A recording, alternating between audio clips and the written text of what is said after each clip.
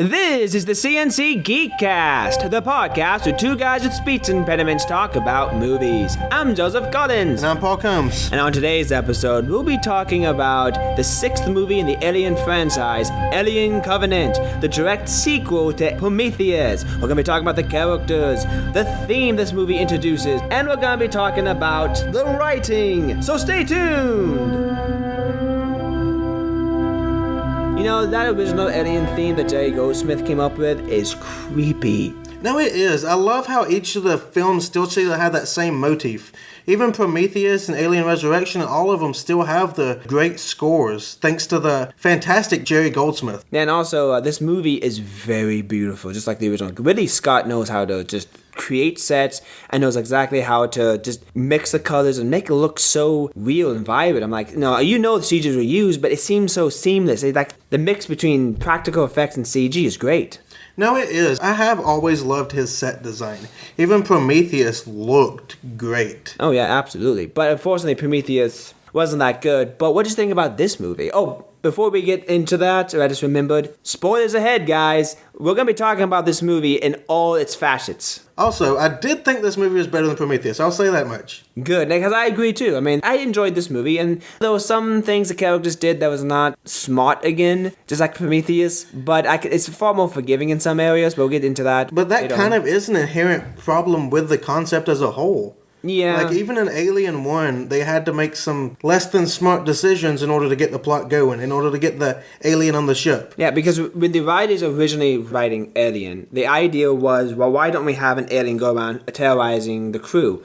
Well, the problem is, how do you get the alien on board? So they were thinking about it, and that's why they came up with the idea of the facehugger. But at the same time, it's like, well, how does a facehugger get its alien implanted into the human? So they came with the idea of a ship with lots of eggs that the facehuggers come out of, and John Hurt's character, of course, trying to explore, because that's his job, looks into the egg, and the facehugger comes and jumps on him. And then the next scene is they get John Hurt on the ship, and Ripley is like, we have a quarantine, we gotta keep to the quarantine, and Dallas, of course, it said, no quarantine, we gotta help him right away, and that's how the alien got on board. Yeah, I mean, that kind of is an inherent thing with the theme, or the concept as a whole. If everyone acted smart, if everyone did everything right, well, the movie wouldn't happen. Exactly, and the same thing happened here, but the problem is there was a lot more stupid decisions the characters made, and I thought it was unnecessary, but we're going to get into that when we talk about the writing, but let's first talk about the characters. What did you think of them? Well, first off, Daniels is the female lead in this movie. She was very good. I do agree. I mean, she was definitely,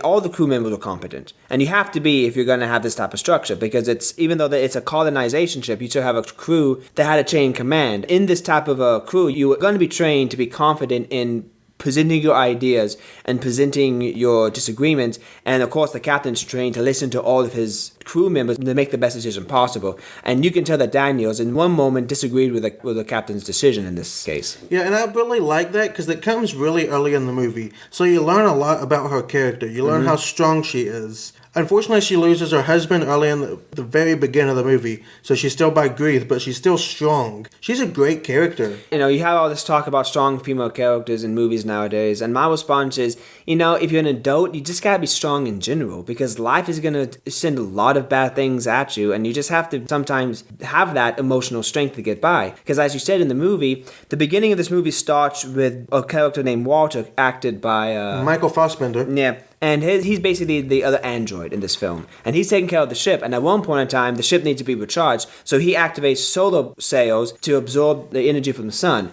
Well, apparently, like a solar flare wave hits the ship and damages it. And a couple cryopods get damaged. And the captain, unfortunately, perishes. And that's Daniel's husband at that point, or boyfriend. I don't know how... They were married. Okay, they were married. So, of course, that's what we talk about, grieving. And so the next in command, which we talk about, was Christopher. Chris. Yep. Chris.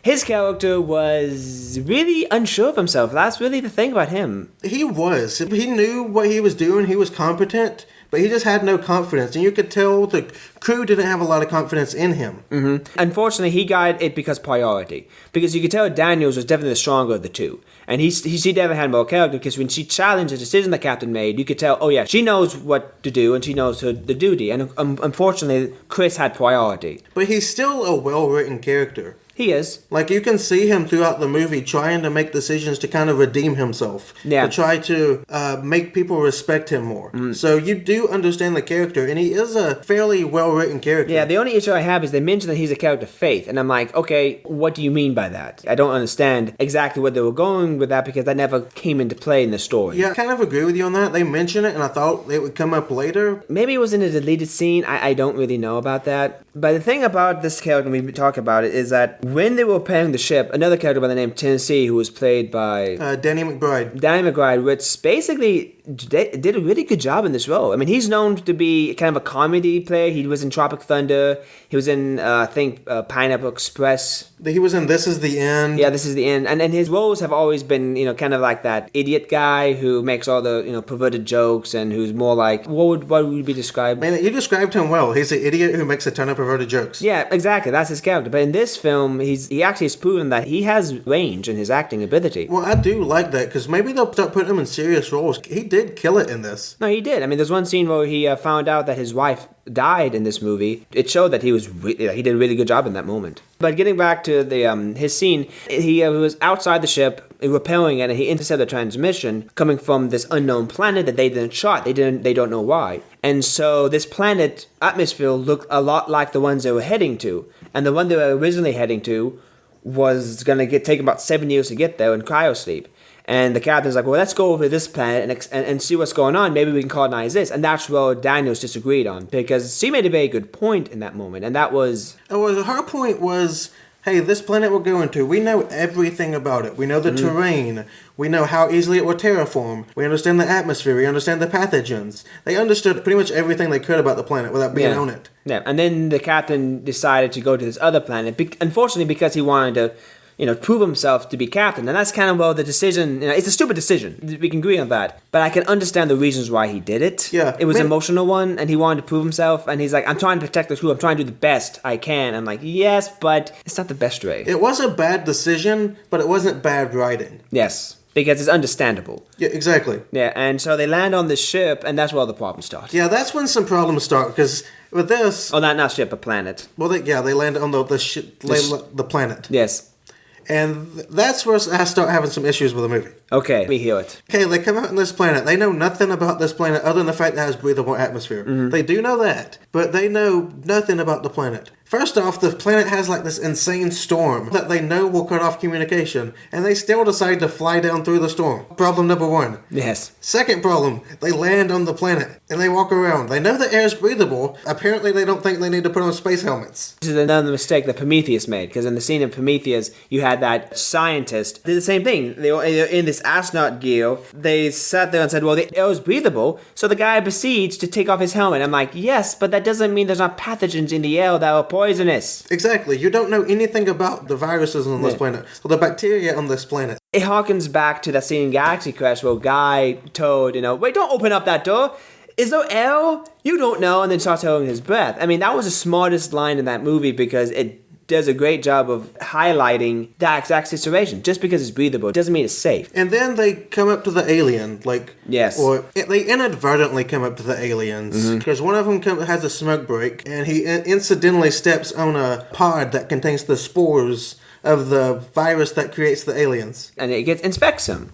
And the score would have been avoided if they were wearing spacesuits. Exactly. And then another character, they discovered the alien ship that Edge, the original woman who was in Prometheus. David and the woman from Prometheus? Yeah, they crash land on this planet, and this guy sees the same pods and decides to investigate, and he touches it, and the thing gets into his nose. Here's a tip for you guys. In case you're ever on this weird planet, in case you're ever in this weird country and you don't know what something is, you don't go up to it and touch it. Exactly. Have you not seen Star Trek? I mean, in Star Trek, they have sensors to scan the atmosphere to see if it's breathable or not. If it's not breathable, you put on a spacesuit. If it is, you don't. So, I don't understand it. I don't understand the writing. But I do love this part of the movie, though. By this point, it still feels like a horror movie. It does. Because that scene where the initial guy that was on the smoke break, he gets infected, and he gets taken back to the lander, and you see him in the medical bay, and it's reminiscent of John Hurt in Alien. It is. You see him thrashing and pale as a ghost. Yeah. And instead of coming out the chest, it actually comes out his back, fully grown.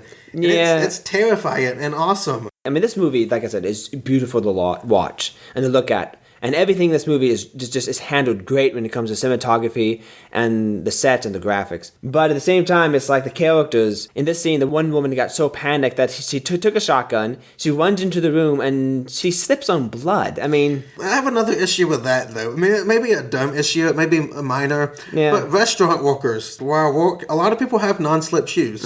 I would like to think that astronauts would have non-slip shoes. Yeah, this goes into the area of the writing. It seems like in order for all this stuff to go down, the writers found themselves put in a corner like, well, how do we get all these events to flow organically? And they really don't, and that's my issue with the film. It's like you have to force the characters to do something that normal people wouldn't do in order to get the events going. Especially you people this well-trained, this educated, wouldn't do. Like, you may believe some average citizen would make some of these mistakes, because they may not know. But these people have advanced degrees. And they've training. had years of training, and they still make these mistakes. Yeah, that's one of my issues with Prometheus. The best way to describe that movie is simply smart people doing stupid things. And in this movie, same thing. You got smart people doing other stupid things. I mean, it's not as egregious, but it's still there, and it's still distracting. It is distracting because you just think to yourself, this movie is too smart to be that type of movie where you're like, don't go behind the door. Because in normal horror movies, and of course in your slasher, cheap movies, the audience members are screaming, don't go behind the door, oh, don't do that, don't do this. It shouldn't be you saying that in a movie that has a lot of smart themes, which this movie does have. And that theme does come out between the characters of David and Walter. And that really is the core of the film. Their interaction shines. Yeah, it does. Michael Fassbender is absolutely incredible in this performance. He gives everything he has, and he plays two very distinct characters. So, I mean, there's some of these scenes I even wonder how they pulled off. I guess they used a body double. Yeah, because there's one scene where David is teaching Walter how to play the flute, and he's basically guiding him through this, and the camera is panning back and forth between the two. And you can tell that the reason why they panned it between the two was because of the body double. And it was really interesting shot because every time Walter played a note, the camera would pan and then stop. And then another note's played, the camera pans again. And it's going back and forth between the dialogue. And it was really interesting, well shot. It was very well done. But the thing I liked about it is the conversations, the disagreement with the philosophy in which both were espousing. Because what we saw in this movie is that David comes up and saves the crew from the alien that's attacking them at this point. The ship they came on got destroyed because one of the women who saw it got so panicked that she started shooting at the thing in fear randomly and hits like some gas tanks and destroys the ship. Which I'm thinking to myself, okay, I can understand your panic, but still, you need to watch where you're shooting. Yeah, I mean, I'm more forgiving of that, though, because panic does make people do stupid things. Yeah. I mean, even in real life, people do incredibly stupid things when they get panicked. Yeah, that is true. But David saves them, and David brings them back to like a city or metropolis, I think he called it. Was it metropolis or city? You could call it Metropolis. Yeah, basically on the metropolis where the engineers lived. And that's where Shaw wanted to go. She said in the movie, I want to go where they're at. So she finds a planet where the engineers are at. But apparently what happened is that we find out that David was quoting somebody from Ozymandias. From the Lost Paradise. And basically tells a story about how Satan, came and was banished from hell and told that entire story. And he quoted it, and that scene was really good because basically David, we saw a scene where he destroyed the engineers using the pathogens or using the virus. And we saw that all these bodies of the engineers just scattered in one of the main courtyards. And we discover that David is actually creating the aliens in this film. He's creating the xenomorphs. Yeah, first off, I really like that twist. Because it makes the alien not the villain. It makes David the villain. Yeah, I think even a worse villain than the aliens. No, definitely, because the aliens are acting on instinct. Yeah. Like, they were created from the pathogen, and they're acting on instinct. But David is intelligent. David knows exactly what he's doing. And that actually goes back to a scene, the beginning of this film, that this opening of this film, that scene should have been in the beginning of Prometheus. What's that opening scene? Well, first off, the opening scene is just beautiful. It just looks beautiful. Yeah. Because you open on this white room, like everything's white other than David and Wayland. And they pop, and it's great. I wonder if it's supposed to be kind of like a heaven thing. That's kind of what I was thinking too, like the moment of creation. Mm-hmm. Like, with everything looking so clean and pristine. Yeah. And David and Wayland have this conversation that illuminates so much about David's character. And Wayland, actually. Also, yes. David's talking to Wayland. He's like, where did I come from? Wayland's, I created you. David, who created you? Mm-hmm. Well, that's the eternal question, isn't it? Well, yeah, that's what Wayland said. And then David said something about, why should I serve you if you're going to perish and die, and when I could just serve these people that created you? And at that point, while David's in this moment of self-reflection, in this moment of philosophical pondering, Wayland asks him to come pour him a cup of tea. And just ignore the question. Yeah, he ignores the question because he knows David can't refuse. David is the android. He's programmed to serve humans. Yeah, but he doesn't mean he likes it. Yeah, so he comes over there, and even the look on his face, like, it's subtle, but it's there. It's the contempt. Yeah, it kind of reminds me of how 2000 from 2001 Space Odyssey, the coldness. Hal had a cold mentality that he just, a persona. And David has that same cold mentality, but his logic, I love it so much because he basically argued that man is imperfect. And I've discovered this, but I'm more perfect than man. And I'm going to create this perfect being. And he went after to create the perfect being. And when he discovered the engineers, he discovers that they're not these perfect beings that he thought they were. Yeah. So he's like, I'm going to wipe them out too, and I will create perfection. That is his goal. Yeah, and I love that one of the themes that you would like to talk about, because there's one line where Walter sacrificed his hand to protect one of his crewmen, and then they had the conversation between David and Walter. David asked, why did you do this? You did this out of love. And then Walter said, no, I did it out of duty. And that bit creates an interesting contrast. You can see throughout the movie. No, it really does. Duty versus love. It actually comes up a lot with all the other characters, especially Tennessee. Tennessee, played by Danny McBride, really illuminates this concept. Because he's up on the ship. They have the ship up there kind of making sure everyone can get off the planet because the ship can't land. So he's up there, and his wife and his friends and his crewmates are down there. So he's kind of helpless.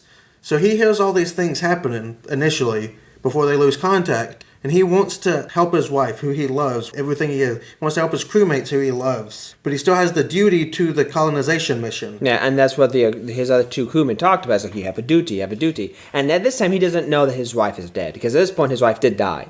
But he doesn't know. And so he's doing this for someone who died way before the scene. But he doesn't know that. And that's what I think what makes it even more powerful, because he's doing this for someone who's dead. Yeah, and I like it because he keeps kind of testing the waters. He gets as close as he can to the storm. He tries to find ways around it. He tries to find that balance between duty and love. Well, because he protects the ship, but he also goes down. And David and Walter are embodiments of the concept. Because David is the manifestation of love. He wants to create the perfect being to love him, that he will love. And then Walter is the manifestation of duty. He can't be like David. They even mention that in the movie, that they programmed him not to think like David. Because David scaled so many human beings. And that's what I find interesting about the entire idea of programming AI with morality.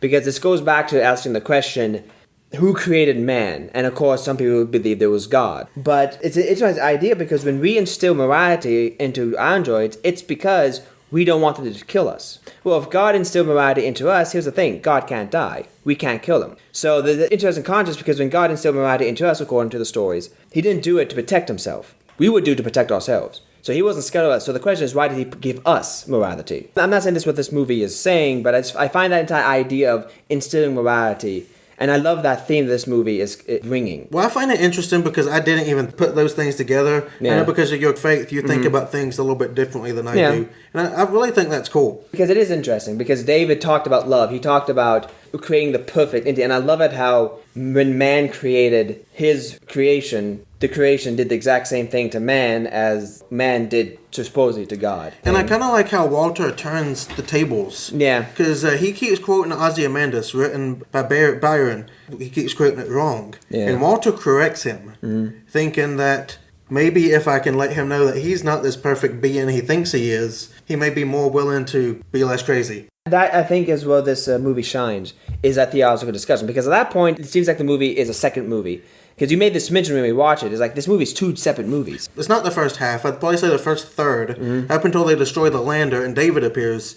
It's more of like a horror movie. It actually, it feels like a horror movie. Personally, I would have preferred a whole movie of just that, but that's just me. Yeah, and then you had entire theological debate. Yeah, and then you had David come in, and the movie starts having fun with the themes. And So, no, I enjoy it. But what did you think of the final act of this film?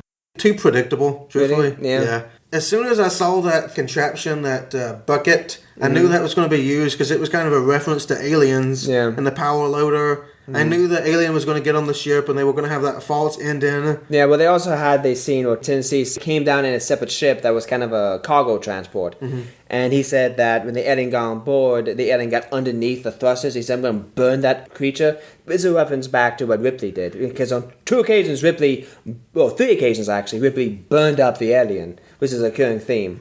Yeah, exactly. It was just a little too predictable. I mean, it was fun to watch. Yeah, I did enjoy the scene, however, when the final scene where Daniel's character pushed the alien up into the cargo bay and they ejected into space. The rover was coming at Daniels, and they had these kind of this digging. Well, I don't know what this, a shovel, and they had those the teeth on the shovel, and it was coming at her, and you're like, oh, she's about to sacrifice herself, and then she ducks at the last time, thus impelling the alien. Actually, I did enjoy that. I did think she was going to sacrifice herself. I actually did. Yeah, me too. Like, okay, and then suddenly the best part, yet the saddest, not saddest, but the most terrifying part is when Tennessee and Daniels and Walter is still alive. And Daniels get into the crab tent. And during the scene in the movie, she talked about how her and her wife, early in the movie... Well, her and her husband? Her and her husband, thank you. Talked about how they're going to make a log cabin and told Walter this.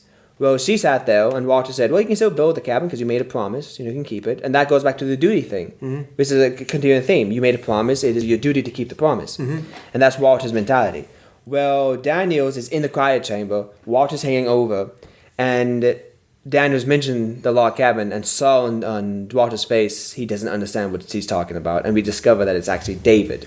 Yeah, I mean, that was a little too telegraphed, just because we knew that was going to happen. Yeah. Because we see Walter and David fight previously, and then there's this knife laying beside David while Walter's on top of him punching him, and they cut away, so I mean, we can put 2 and 2 together at that point. Yeah. Personally, I thought it would have been cool had that actually been Walter, and David been able to kind of manipulate him. I thought that would have been a cool touch. Yeah, if he somehow transferred his intelligence into Walter. Yeah. Or just changed his mind, so to speak. I thought that would have been cool. Oh, maybe that's what really did happen. Maybe it's in another deleted scene that we must have an extended edition to have full better understanding. But it was terrifying because didn't he kill Daniel at that point? I don't know. Yeah. I doubt he killed her because he's going to want to experiment. Since he walked over to the embryos chamber and started putting the little alien embryos in there. Well, he creates kind of a question, like, how did he know to do that? I don't know how he knew. Well, first off, the captain had told him about the colonization mission, which was another dumb thing that they did. Because I even thought about while watching the movie. You don't know who this guy is, you don't know if you can trust him, but yet you're going to tell him that you have this thing up there waiting. Again, it's like... I mean, I understand they do it to move the plot forward. Yeah. It just isn't organic. That's my issue. Is like these decisions feel like it's like these characters are like we don't know what to do, and so we got to make this character do something outside of things that human beings would normally accept. The way we believe a movie to actually be true is the characters do believable things, and that's what makes strong characters what they are. They're relatable. And so in order to do that, you gotta make relatable decisions. These decisions are not relatable. And that's really one of the main issues with the writing. And I think one of the reasons why this movie doesn't excel as it could be, because it's really strong in a lot of areas. It is strong in a lot of areas. It is a beautiful film. The horror elements in the first half of the movie are genuinely scary. Truthfully, I wasn't scared at all when the xenomorph appeared, though. No, it wasn't. Well, because the xenomorph wasn't really... They're not trying to hide like an alien. An alien, it was the Jaws effect. Well, you basically see some of the alien, but not always. But I will say that's one thing I did like about this. They did a POV view of the alien, and the way they did it was really nice because you could see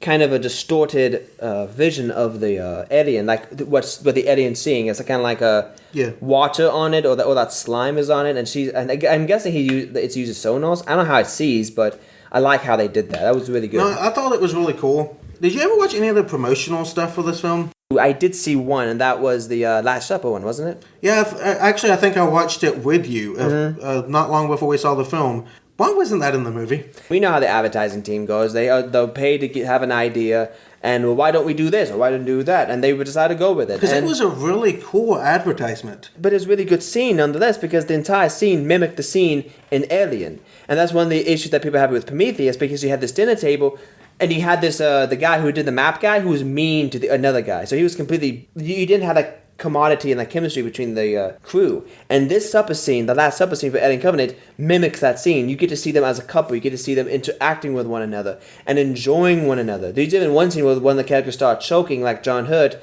and they had all these callbacks. The same lines were used as in the Alien. I thought it would have been a great scene. I mean, it did have the callbacks, but it was more than that. It was more than fan service. It was a legitimately good scene. Yeah, because it illuminated so much about specific characters. Like, you can already see the fact that Chris kind of wants to prove himself. You can already see Daniels and kind of who she is. Yeah. And then it makes it clear the fact that they're couples. Because truthfully, had I not seen the promotional images, I wouldn't have known that before the movie. Because the movie didn't make it clear that everybody was paired off. They didn't do a very good job making that clear.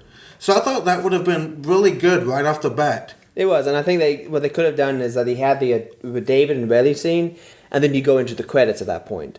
Yeah. And you could have that credit used as a transition, have that scene to show time, and then you could say this many months or this many years later, and then you have established shot of the ship, Walter walking through the ship, and that's when you have the accident incident. Which I think would have been better, because when Daniels lost her husband, it would have a bigger impact, because at least you saw her winking at her husband. It did throw me off that they had James Franco for such a small role, though. It did. Because when I was watching the theatrical cut, you don't see, well, when I was watching it at the theater, you don't see James Franco in it at all. No. You just see her watching an iPad, and he's climbing a mountain. And I'm like, it is James Franco, isn't exactly. it? Yeah, I'm like, oh my goodness. Like, that was exactly my reaction. I was like, that's not James. Oh, wait, it is. I don't really understand. Really, in the end, it's like, you think this movie's good. At the end, I enjoyed it. I'm not going to go so far if I know I'll call it a good film. Okay. It's kind of in the middle of the road in the Alien franchise for me. Yeah, but we covered a lot of ground, didn't we? We did. We've talked a lot about... They kind of talked this movie to death. Like we try to do so many times.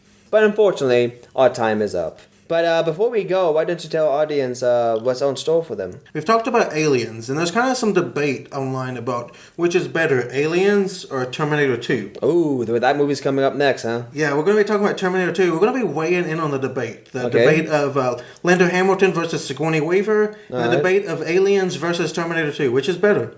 No, exactly, that sounds great. Is there any shout-outs? Unfortunately not this week. Okay, well that's completely fine. So, in the meantime, I'm Joseph Collins. And I'm Paul Combs. And you've been listening to the CNC Geekcast.